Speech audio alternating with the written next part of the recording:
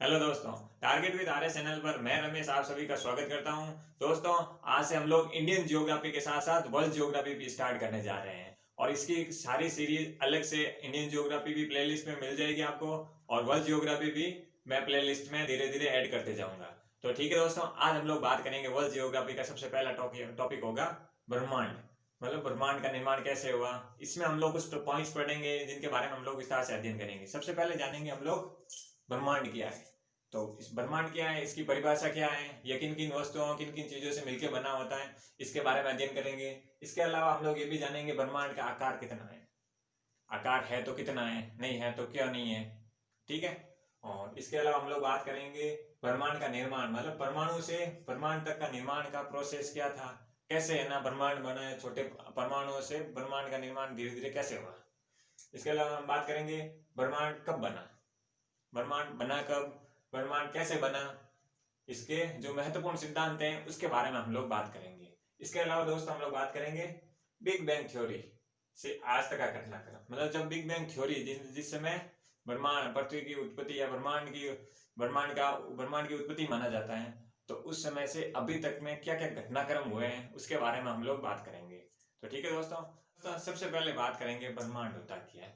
तो वो दोस्तों ब्रह्मांड की बात करें तो अगर परिभाषा की बात करें तो इसके की ऑफिशियल परिभाषा तो नहीं है, लेकिन अपन इसको एग्जाम्पल के माध्यम से समझते हैं। जैसे कोई छोटी से छोटी वस्तु या बड़ी से बड़ी वस्तु मिलकर क्या बनाते हैं, ब्रह्मांड बनाते हैं। कैसे, देखिए अगर एग्जाम्पल की बात करें तो अगर हम लोग किसी जिले में रह रहे हैं, ठीक है, तो जिला हो गया, ये भी ब्रह्मांड का पार्ट है। और या किसी राज्य में रह रहे हैं, इसके अलावा बात करें तो या किसी देश में रह रहे हैं, तो ये क्या है, ये सब ब्रह्मांड के पार्ट हैं। ठीक है दोस्तों, तो सबसे पहले बात करते हैं अपन सूर्य की स्थिति। तो सूर्य के बारे में विस्तार से अध्ययन में आगे आगे वाले चैप्टर जिसमें सौर मंडल है उसके बारे में विस्तार से अध्ययन करूंगा। सिंपल सा थोड़ा बहुत इसके बारे में बता के मैं आगे ब्रह्मांड के उत्पत्ति के बारे में समझाने की कोशिश करूंगा। तो सूर्य की बात करें तो दोस्तों आपको पता है कि सूर्य क्या है, सूर्य एक तारा है। ठीक है, सूर्य एक तारा है और इसी सूर्य के चारों ओर पृथ्वी चक्कर लगाती है। मतलब जो ग्रह हैं सौर मंडल में कितने, जो भी 8 ग्रह हैं, वो किसके चारों ओर चक्कर लगाते हैं, सूर्य के चारों ओर। सूर्य क्या है, एक तारा है। तो सूर्य के सबसे नजदीकी तारा कौन सा होता है, प्रोक्सिमा सेंचुरी। तो सूर्य के सबसे नजदीकी तारा कौन सा होता है, प्रोक्सिमा सेंचुरी। अब आप बोलोगे इन तारों के मिलने से क्या बनता है, ये तो हो गया तारा, सूर्य एक तारा हो गया। अब सूर्य जैसे बहुत सारे तारा मिलकर, मतलब 1 खरब तारे मिलकर क्या बनाते हैं, आकाशगंगा, मतलब गैलेक्सी। आकाशगंगा का निर्माण कैसे होता है, 1 खरब तारे मिलकर, सूर्य जैसे 1 खरब ऐसे बहुत सारे सूर्य हैं मिलकर क्या बनाते हैं, गैलेक्सी बनाते हैं। क्या बोलते हैं उसे, आकाशगंगा। ठीक है, आकाशगंगा होती है जो अलग अलग, सबके बहुत सारी आकाशगंगाएं होती हैं ब्रह्मांड में, तो उन सबके नाम भी अलग अलग होते हैं। और अगर बात करें इन आकाशगंगाओं के मिलने से, पहले आकाशगंगा की बात होगी, तो अगर बात करें हम लोग हमारी आकाशगंगा कौन सी है, हमारी आकाशगंगा का नाम क्या है। जैसे हम लोग पृथ्वी पर रह रहे हैं तो हमारी आकाशगंगा कौन सी है, उसका नाम क्या है, उसका नाम है दुग्ध मेखला, मतलब मिल्की वे। ठीक है, तो दुग्ध मेखला के नजदीकी कौन सी है, मंदाकिनी। तो ये हो गई आकाशगंगाओं के बारे में। अगर आकाशगंगाओं के बाद में क्या बना, आकाशगंगा 1 खरब आकाशगंगा है, इन सब मिलने के बाद क्या बना, इन सब मिलने के बाद में 1 खरब आकाशगंगाओं के मिलने से सुपर क्लस्टर गैलेक्सी बना। समझ गए, आकाशगंगा का निर्माण कैसे हुआ, सूर्य जैसे बहुत सारे ताराओं का समूह था 1 खरब तक, उनसे बने आकाशगंगा, और 1 खरब आकाशगंगाओं के मिलने से क्या बना, सुपर क्लस्टर गैलेक्सी। ठीक है, सुपर क्लस्टर गैलेक्सी बना। तो सुपर क्लस्टर गैलेक्सी से धीरे धीरे आगे ब्रह्मांड का निर्माण हुआ। तो ब्रह्मांड का निर्माण कैसे हुआ, छोटी छोटी चीजों से मतलब बड़े होके, मतलब पूरे ब्रह्मांड का निर्माण हुआ। तो ये तो हो गया ब्रह्मांड का निर्माण हुआ। ठीक है, लेकिन अब अपन डायग्राम के माध्यम से समझते हैं। अगर आप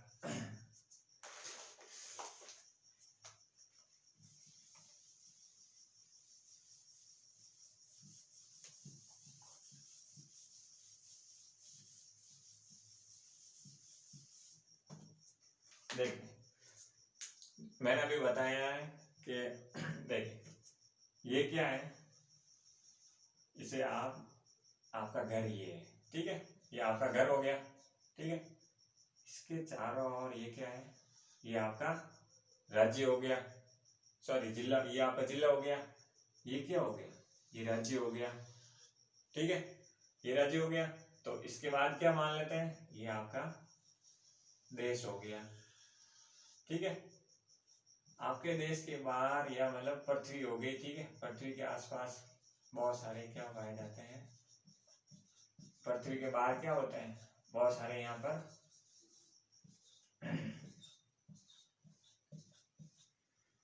या बहुत सारे तारों का समूह है, ठीक है, तारों का समूह है। तो बहुत सारे तारे मिलकर क्या बना रहे हैं, अभी अपन लोगों ने पढ़ा, ये बहुत सारे तारे मिलकर क्या बना रहे हैं, मतलब 1 खरब तारे, 1 खरब तारे मिलकर क्या बनाते हैं, आकाशगंगा। मतलब इसे क्या बोलते हैं इंग्लिश में, गैलेक्सी, ठीक है। तो ये तो हो गया मतलब आकाशगंगा का निर्माण। जो भी मैंने बोल के बताया उसको मैं डायग्राम के माध्यम से बता रहा हूँ ताकि आपको पूरा समझ में आ जाए। तो 1 खरब तारे मिलकर क्या बनाते हैं, आकाशगंगा, जिसे गैलेक्सी बोलते हैं। अब मैंने ये बताया है कि आकाशगंगा, ये तो होगी आकाशगंगा है, इन आकाशगंगाओं से क्या बन रहा है, सुपर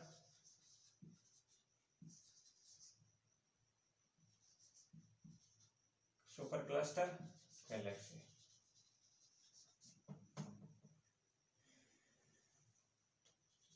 ठीक है, सुपर क्लस्टर गैलेक्सी बन रहा है। तो ये तो 1 खरब आकाशगंगा, 1 खरब तारे के मिलने से आकाशगंगा हुआ। अब 1 खरब आकाशगंगाओं के मिलने से सुपर क्लस्टर गैलेक्सी का निर्माण हुआ।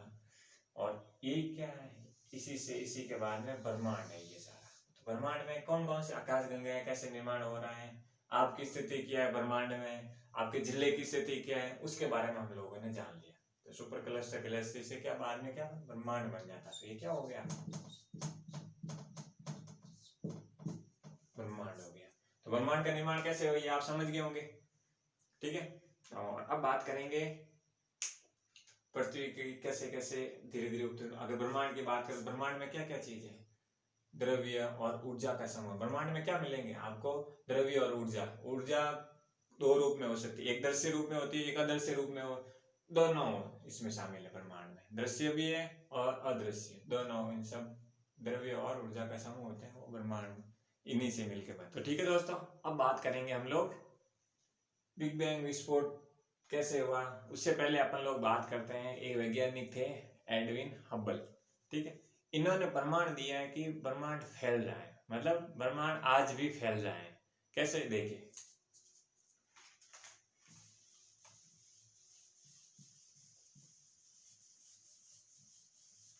एडविन हब्बल ने प्रमाण दिए कि ब्रह्मांड फैल रहा है। जैसे देखिए ये स्थिति हो गई, ये भी स्थिति हो गई, मतलब एडविन हब्बल के अनुसार ब्रह्मांड फैल रहा है, मतलब दोनों आकाश गंगाओं के बीच की दूरियां धीरे धीरे बढ़ रही है। जैसे देखिए ये गुब्बारा होता है, जब इसको अपन फुलाते हैं तो क्या हो, ये बड़ा हो रहा है। तो ये गुब्बारे की स्थिति को समझाने की कोशिश कर रहे हैं कि ब्रह्मांड अभी भी फैल रहा है। देखिए ब्रह्मांड की ये स्थिति मान लेते हैं 2008, ठीक है, और इस स्थिति को मान लेते हैं अभी 2020। तो वैज्ञानिक क्या कह रहा है, मतलब 2008 में जो ब्रह्मांड की स्थिति थी वो अब बढ़ गई है, मतलब इन दोनों के बीच की क्षेत्र, इन आकाश गंगाओं के बीच की दूरी बढ़ गई है। तो इसका क्या मतलब, किसने ब्रह्मांड दिया, आपको ये ध्यान रखना है कि भाई ब्रह्मांड फैल रहा है नहीं फैल रहा है। अगर यूपीएससी में एग्जाम में दे रहे ऐसे स्टेटमेंट दे दे कि भाई ब्रह्मांड फैल रहा है, तो आपको पता होना चाहिए ये बिल्कुल सही स्टेटमेंट है, ठीक है। तो ब्रह्मांड फैल रहा है, ये बात किसने प्रमाणित की, एडविन हब्बल ने, ठीक है।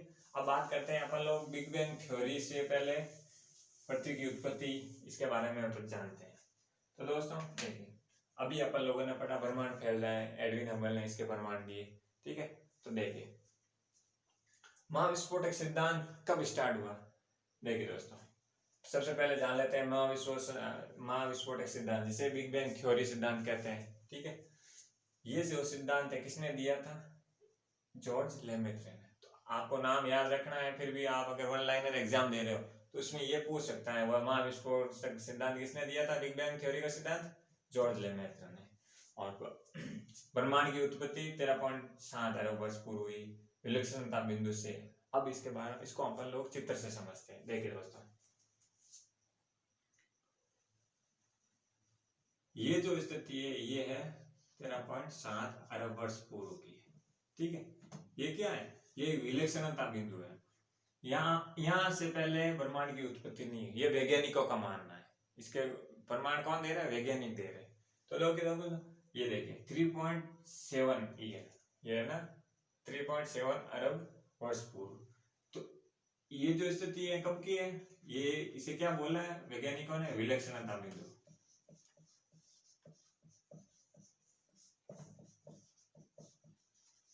ठीक है दोस्तों, ये विलक्षणता बिंदु है। तो वैज्ञानिकों का क्या मानना है? 13.7 अरब वर्ष पूर्व इसमें विस्फोट हुआ। ठीक है, इसमें एक विस्फोट हुआ तो क्या हुआ?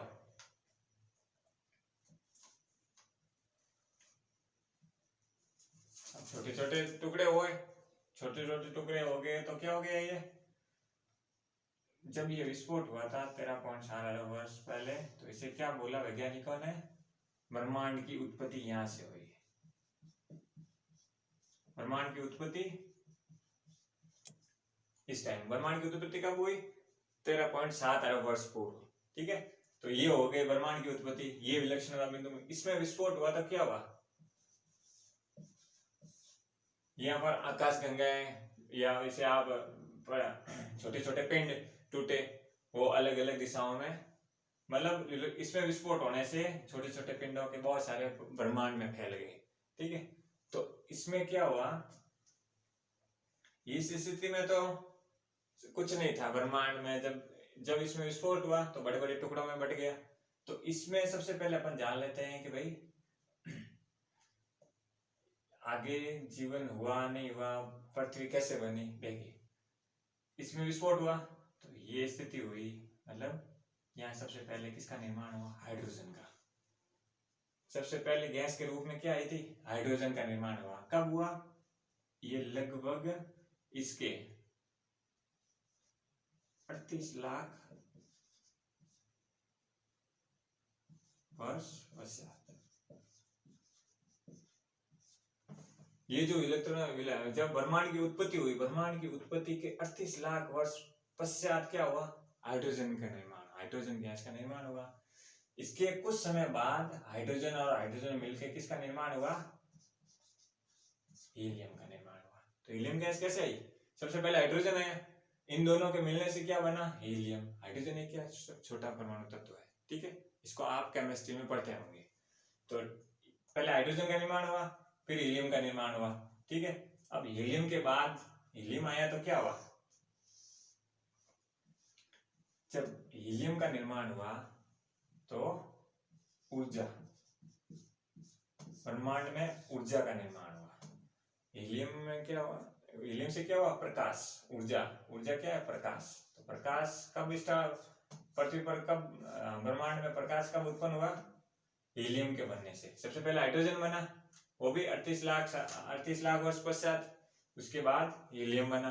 तो हीलियम बनने से ऊर्जा का निर्माण हुआ, ऊर्जा से क्या? प्रकाश उत्पन्न हुआ।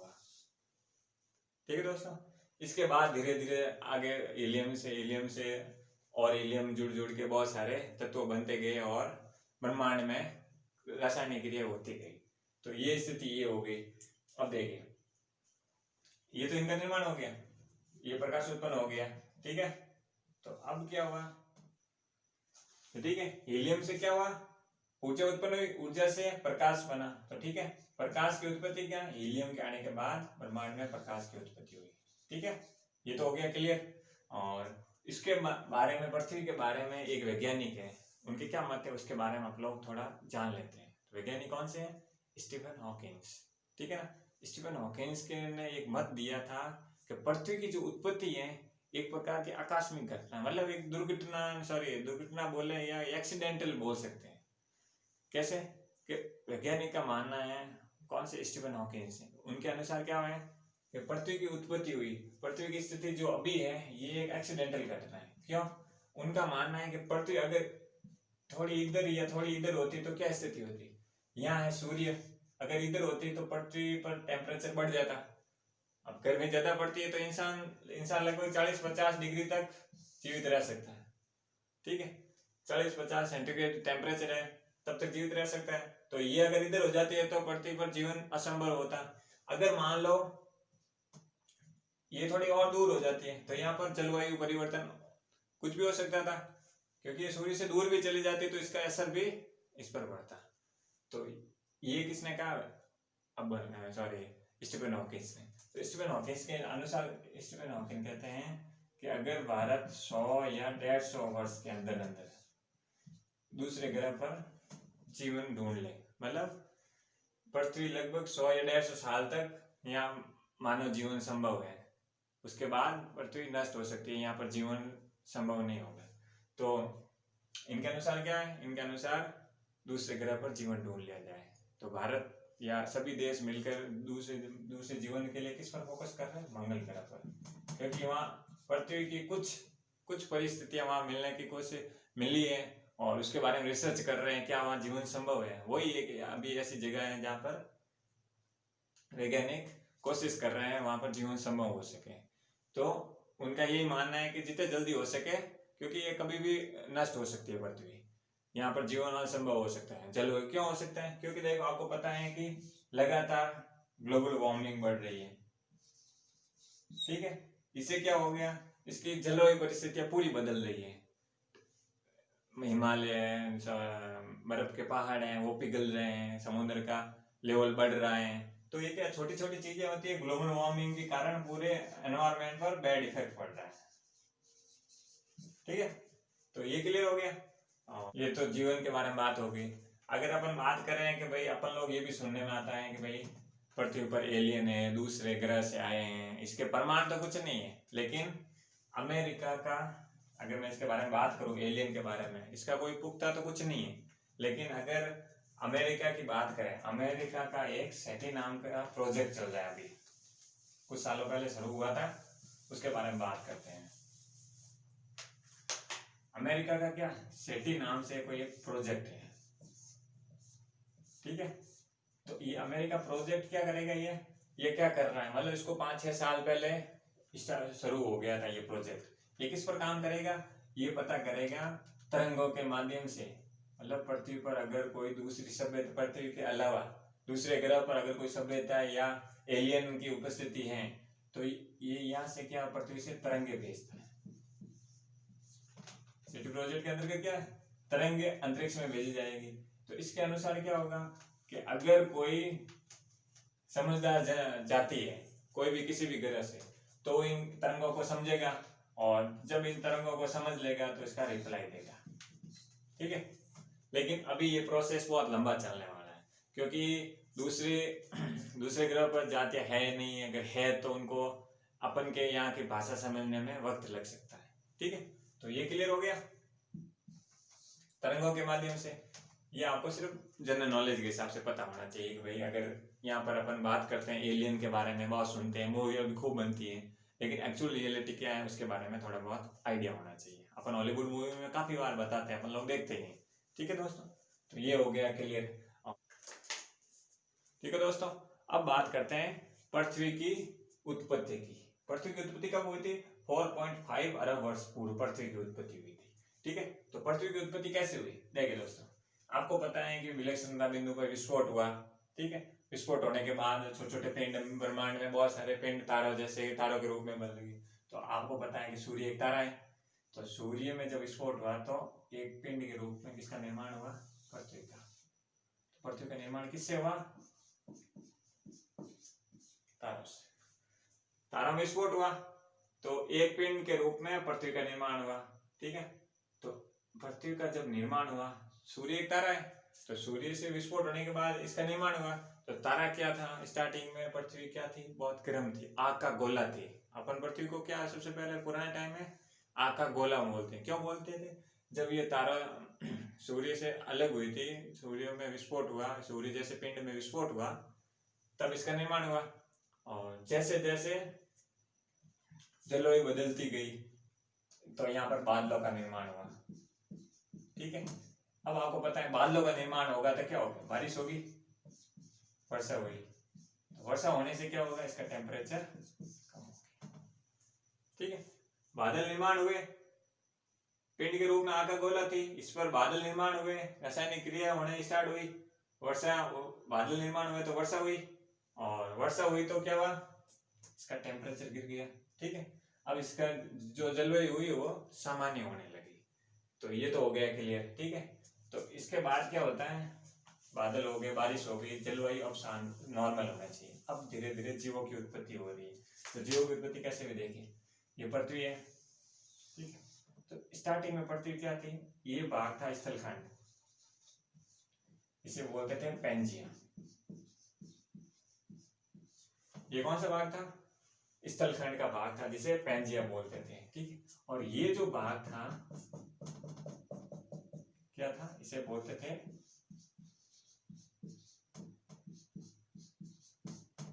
पैंथालस। तो पैंजिया और पैंथालस मतलब पहले एक ही स्थलखंड बटा हुआ था। जब पृथ्वी की जलवायु बदल रही थी, बारिश हुए, बादल से वर्षा हुई, पृथ्वी स्थलखंड के रूप में एक था। फिर इसमें अलग अलग टूटे, वो अलग एक सिद्धांत है वेगनर का, इसके बारे में हम लोग आगे अध्याय में पढ़ेंगे। ठीक है, तो ये हुआ। उसके बाद क्या हुआ? इस पानी में कार्बन, हाइड्रोजन, नाइट्रोजन और फास्फोरस।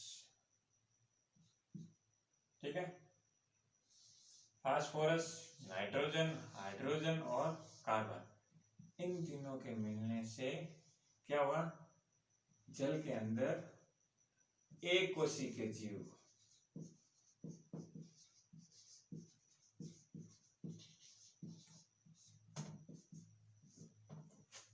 एक कोशिकीय जीव का निर्माण किससे हुआ? सबसे पहले प्रारंभ में ये तत्व थे, तत्व बोलो, गैसे बोलो, जो भी अनुकूल थी जीवों के निर्माण में, जीवों के उत्पन्न होने में। उसमें कार्बन भी थी, हाइड्रोजन भी था, नाइट्रोजन भी थी और फास्फोरस था। ठीक है, तो ये हो गया। इन सब से किसका निर्माण हुआ? एक कोशिकीय जीव का। ठीक है दोस्तों, ये क्लियर हो गया। अब एक कोशिकीय मिलकर किसका निर्माण हुआ?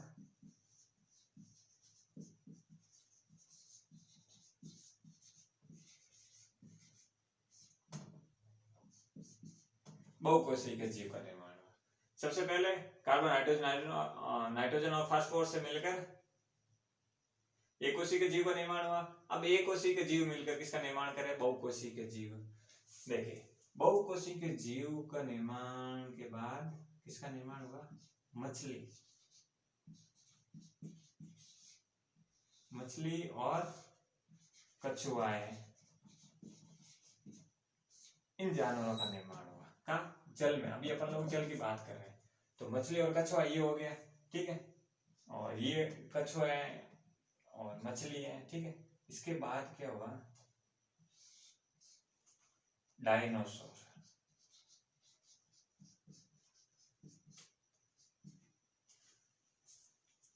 एक कोशिकीय मिलकर किसका निर्माण हुआ? बहुकोशिकीय से बाद में किसका निर्माण हुआ? मछली और कछुए का निर्माण हुआ। ठीक है, ये उत्पन्न हुए पानी के अंदर। ठीक है, पैंथालस जिसे अपन लोगों ने बोला ना यहाँ। फिर क्या हुआ? डायनासोर की उत्पत्ति हुई, डायनासोर जैसे जीव आ गए। ये बहुत, जो डायनासोर का काल था, इसी दौरान क्या हुआ था? पृथ्वी से एक उल्का टकराया। डायनासोर हो गए। तो डायनासोर के काल में अपन सुनते हैं, डायनासोर के काल में पृथ्वी उलट पुलट हुई थी। अब वो सुनते हैं ना, तो वो स्थिति ये थी। डायनासोर के काल के टाइम जिसे जुरासिक काल बोलते हैं। ठीक है, इस टाइम ये पृथ्वी से उल्का पिंड टकराए। तो उल्का पिंड टकराया तो डायनासोर की प्रजातियां नष्ट हो गई। डायनासोर की विलुप्ति कहाँ है? डायनासोर जुरासिक काल के। कालों के बारे में भी अपन लोग अलग से सारणी में पढ़ेंगे, ठीक है, समय सारणी है उसके बारे में। तो उल्कापिंड टकराने से क्या हुआ, डायनासोर की समाप्ति हो गई। अब डायनासोर की समाप्ति के बाद जिसे अपन क्या बोलते हैं, चिंपांजी, चिंपांजी, ठीक है। तो चिंपांजी नाम के जो बंदर है, ठीक है, ये हमारे क्या है, पूर्वज माने जाते हैं। समझ गए आप। उल्कापिंड टकराया, उसके बाद क्या हुआ, डायनासोर की विलुप्त, क्योंकि बहुत खतरनाक जानवर थे, ये बहुत बड़े बड़े थे आकार में, ठीक है। ये उल्कापिंड टकराने से पृथ्वी से ये विलुप्त हो गए। तो ये विलुप्त हुए, इसके अवशेष आज भी अपन लोगों को कहीं ना कहीं मिल जाते हैं, ठीक है। उसी से पता चलता है कि उस समय डायनासोर नाम की प्रजातियां भी थी। अपन लोग हॉलीवुड मूवी देखते हैं, हॉलीवुड मूवियों में काफी सारे इनके बारे में मूवियां बनी हुई है, आप देख सकते हैं, ठीक है, मैंने भी देखी है। तो ये चिंपांजी बंदर हो गया, ठीक है। तो चिंपांजी बंदर थे जिसे अपन के पूर्वज माने जाते हैं, ठीक है। अब धीरे धीरे इन्होंने सबसे पहली क्रांति क्या थी, एज ए मनुष्य, तो इन दोनों पैरों पर चलना, हाथों से हाथ की क्रियाएं करना। तो ये क्या हुआ, ये इसमें विशेषताएं उत्पन्न हुई, एक प्रकार की क्रांति थी। एज ए मनुष्य जीवन की बात करें तो एक प्रकार की क्रांति थी। यहाँ तक तो अपन जीव जंतुओं के बारे में बात कर रहे हैं। अब जैसे ही यहाँ पर उल्कापिंड टकराया, यहाँ पृथ्वी का स्वरूप बदल गया, स्वरूप बोले यहाँ पृथ्वी की जो वातावरण है इसमें काफी परिवर्तन हुआ। तो अपन चिंपांजी नाम के बंदर थे, ये हमारे पूर्वज है। तो ये आने के बाद धीरे धीरे इनमें काफी डिफरेंट तरीके क्रांतियां हुई। इनका दो पैरों पर चलना, क्योंकि पहले ये हाथ और पैर दोनों से चलते थे, ठीक है। फिर दो पैरों पर चलना स्टार्ट किया, धीरे धीरे धीरे धीरे धीरे आज अपन के ये पूर्वज माने जाते हैं, और आज अपन लोग दो पैरों पर सीधे चलते हैं। तो ये उसी समय का प्रोसेस था, उस समय ये प्रारंभ हुआ, आज हम लोग इस स्थिति पर है। धीरे धीरे क्रांति आई, सभ्यता आई। सभ्यता के बारे में अपन लोग प्राचीन हिस्ट्री के बारे में पढ़ते हैं ना, तो उसके बारे में धीरे धीरे ये सभ्यताएं विकसित हुई। फिर क्रांति आई, औद्योगिक क्रांति है, ये लगभग 100-200 साल के टाइम आए, 100-200 साल पहले की बात है। ये औद्योगिक क्रांति आई, फिर सूचना क्रांति आई। तो इस प्रकार मानव जीवन में क्रांति आती गई, नई नई चीजें सामने आती गई क्रांति के माध्यम से, सूचना का आना, औद्योगिक आना। तो ये क्या है, ये एक प्रकार का लंबा प्रोसेस है। सबसे पहले जीवों का होना, फिर बहुकोषीय के जीव का होना, फिर मछली और कछुए का निर्माण होना, डायनासोर आना, उल्कापिंड का टकराना। तो एक प्रकार का प्रोसेस है, इसी के माध्यम से मनुष्य जाति का विकास हुआ है। तो ठीक है दोस्तों, ये हो गया क्लियर। और ये मैंने आपको बता दिया, सूर्य के सबसे नजदीकी तारा प्रोक्सिमा सेंचुरी है, भारत की जो आकाशगंगा जिसे अपन धूप में मिल्की वे बोलते हैं, इसके पास की जो स्थिति है देवयानी है, ठीक है। इसके बारे में हम लोगों ने विस्तार से अध्ययन किया। अपन अगर रिवीजन की बात करें तो सबसे पहले अपन लोगों ने ब्रह्मांड क्या होता है इसके बारे में अच्छे से पढ़ा। ब्रह्मांड में किन से मिला, ऊर्जा और द्रव्य से मिलकर इनका समूह होता है, इन्हीं से ब्रह्मांड का निर्माण हुआ। बिग बैंग थ्योरी का सिद्धांत हुआ, ब्रह्मांड फैल रहा है, इसके बारे में कैसे है उसके बारे में विस्तार से अध्ययन किया। ब्रह्मांड आज भी फैल रहा है, इसके बारे में भी हम लोगों ने बात की। और पृथ्वी पर मानव का विकास के बारे में लंबा प्रोसेस तो नहीं, बट अपन लोगों ने थोड़ा बहुत जीव जंतुओं का विकास कैसे हुआ, फिर मनुष्य का आना, इसके बारे में विस्तार से अध्ययन किया है। तो ठीक है दोस्तों, अगर आपको वीडियो अच्छा लगा हो तो आप लाइक कीजिए, शेयर कीजिए और सब्सक्राइब भी कीजिए। अगर कोई कमी रही है तो आप ज़रूर डिसलाइक भी दीजिए, जिससे हम लोग, और कोई कमी का सुझाव देना चाहते हैं आप लोग तो बिल्कुल आप सुझाव भी दीजिए। थैंक यू दोस्तों।